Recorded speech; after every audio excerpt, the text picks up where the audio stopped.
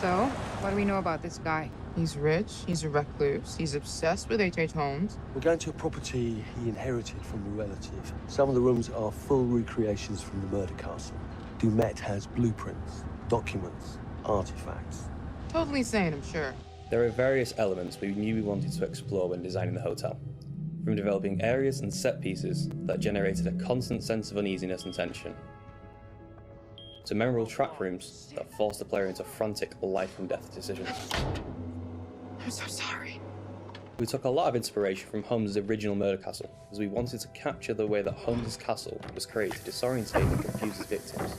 Welcome to the World's Fair Hotel. As cunning as Dumet is, not everything in his castle runs like clockwork anymore.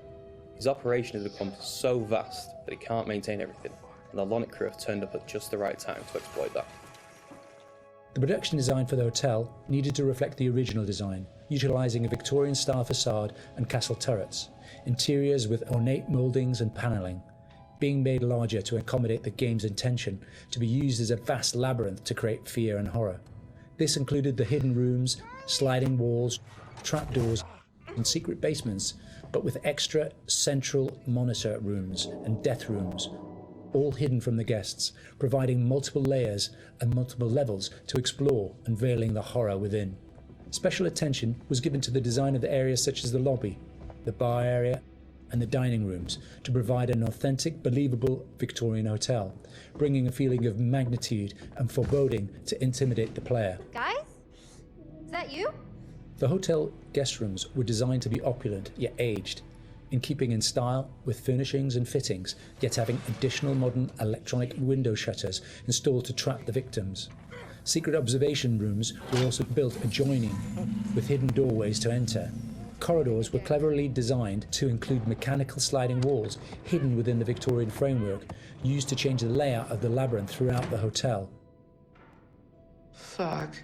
The murder inventions designed within locations included the suffocation and crushing rooms, furnaces and acid baths. The monitor room was a newly constructed area, deep within the core of the hotel. This room allowed Dumet the full control of the labyrinth and its workings. In The Devil and Me, we make use of a range of mechanics new to the Dark Pictures series to help convey the unsettling mood and threat of the hotel. With an expanded focus on exploration, the player spends a lot of the time exploring the hotel's labyrinthian corridors, and as each character revisits a shared area, the feel of it changes. Each character has their own unique light source. Erin and Jamie, as the practical sound and lighting techs, have fairly straightforward torches, with Erin's directional microphone providing an additional small light when in use. Mark, the camera operator, has his camera flash, lifting the darkness in short bursts and providing mini jump scares as the player suddenly sees something out of the gloom. Kate lights her way around with her makeup mirror, providing a small amount of light to fumble through the corridors. And then Charlie's sole light source is his own cigarette lighter, casting the hotel in its flickering orange light and barely really lighting anything at all. Jamie, over here. Each character experiences these shared areas differently through this, adding to the sense of the familiar hotel rooms changing with each visit. It's amazing. The Allen Hotel was originally built in the 1890s. It was converted into a spa later on until it was abandoned and finally chosen by Dumet for his murder playground. Some parts had been restored, like the rooms the characters stay in and the lush lobby and bar areas on the first floor. We work closely with concept art and art direction to create distinct color palettes and ornate assets that made those areas more inviting, while still leaving something unsettling about their imperfections. But elsewhere, we could show the hotel and spa's original treatment rooms and the indoor pool which had fallen into disrepair and other thematically different places. Our second challenge was getting into Dumet's head. We knew that he was supposed to be a very meticulous man. He's the sole architect of this place and proud of his creations. Some rooms are deliberately left in disrepair. We created them with the base layers showing, and we scattered building equipment around to tell the narrative that Dumet still has plans for them. Others he had completely purpose-built. That's where we used a mix of old brick and breeze block materials next to each other to create contrast. And on top of that, there are traps everywhere. Some of the most interesting areas to create were the ones which were supposed to be off-limits to hotel guests. We wanted to show the stark contrast of his personal space versus the one he hunts people in. The team went as far to even design Dumet's handwriting, and we used that on boards and documents to show more of his personality.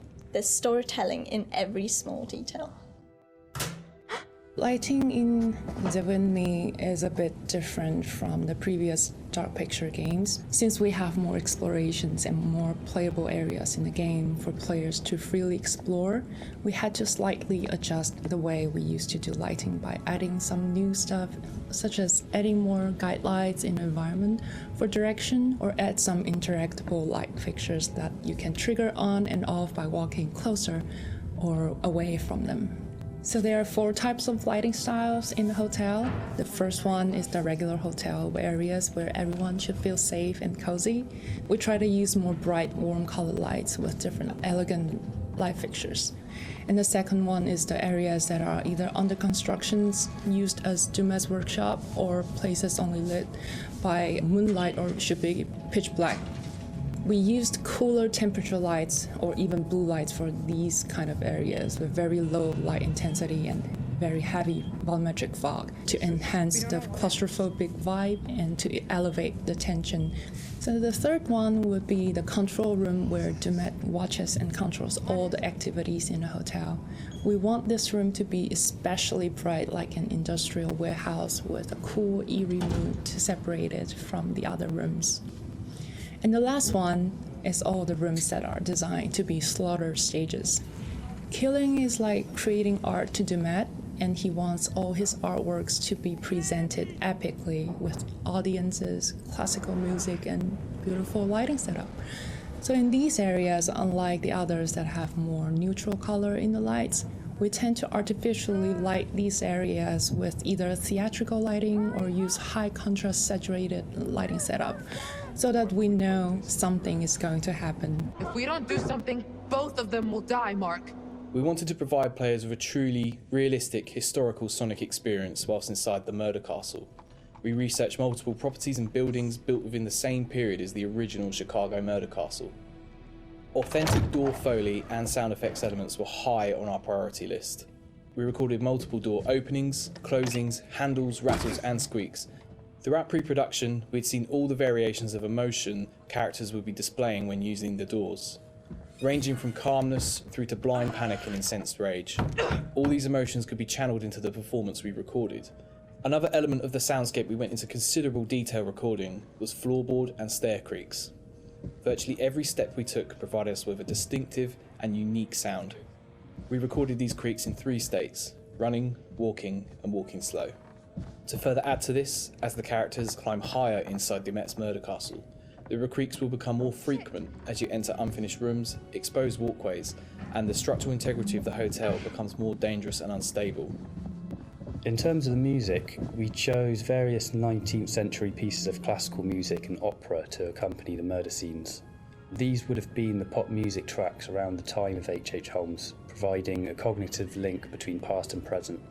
Classical music and opera accompanies a lot of the murder scenes, often playing through a gramophone or a tannoy, which is then fed back through our bespoke impulse responses to allow the music to naturally echo throughout the cellars and corridors of the space. What is this?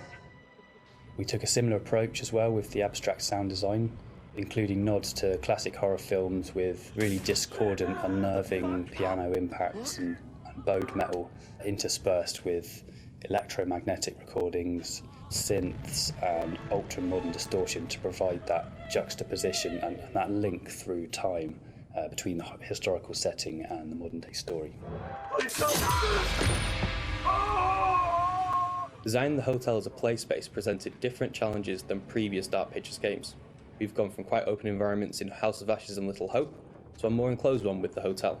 The ability to revisit previous environments at different points in the story, with different layouts and different emotional states, meant that we had to collaborate very closely with each other to make sure we designed each area to cater for every requirement. We had to think how a lit corridor would feel if multiple characters roaming around it, versus the same corridor drenched in darkness with just a singular player character. Empty hotels are inherently eerie, and it allowed us to play with the idea of liminal space to try and create a murder castle that felt uncanny. It's something that felt truly unique.